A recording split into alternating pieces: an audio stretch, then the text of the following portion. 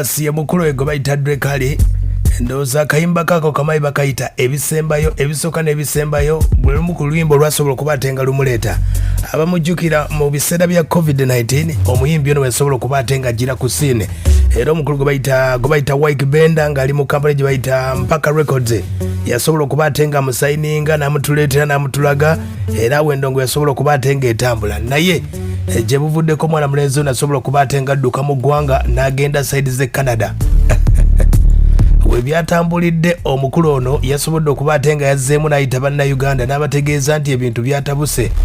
Canada gye yagenda yali amanyi nti agenda kukuba endongo kumba omukulu gwe bayita Ykee Benda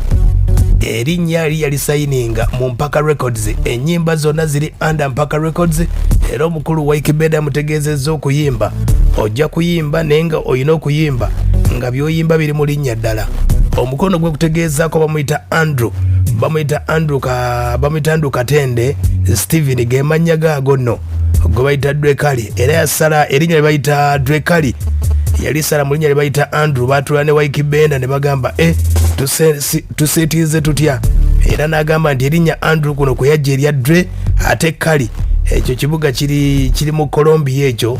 era nga kyekimu ku kibuga abasinga okubeeramu abantu abasonyufu kiri mu Colombia eyo kati gwe gatta erinnya lye bayita Dre Cali ne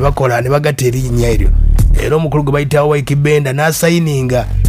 yamusayininga okuva ku nnyimba n'erinnya n'alisayininga omukulu ono okusoma kwe yatandikira Masaka eno kusome bayita White Angels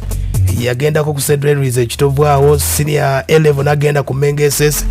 era n'asobola okubaate yabitambuza paka omukulu ono weesobola okubaate nga abantu mumutegera 2019 awo n'engendo nga yali agikuba nga ekirooto akiina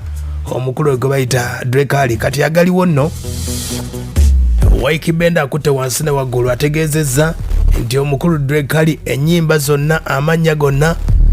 tagayinaako obuvunaanyizibwa kati omukulu Dre Cali kyakoze naye amannya agakyusiza aga music akadde kano bamuyita USB nga bw'oliwulira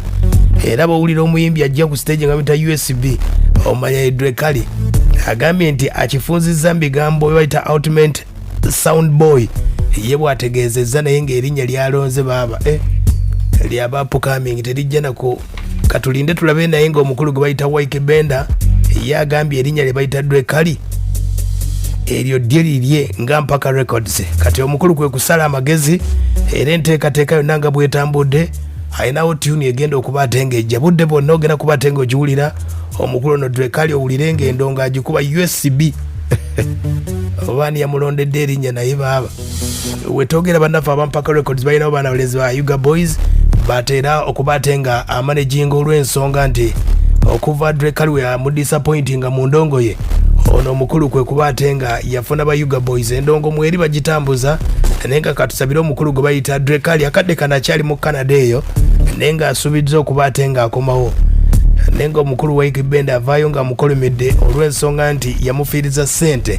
zaali nnyingi nnyo obudde bwa COVID obwo bwonna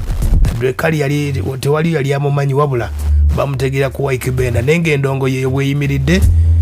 anoonya omukulu gwe bayita Dre Cali takyaliyo bamuyita USB okitegedde USB kati nno geego nno yakuba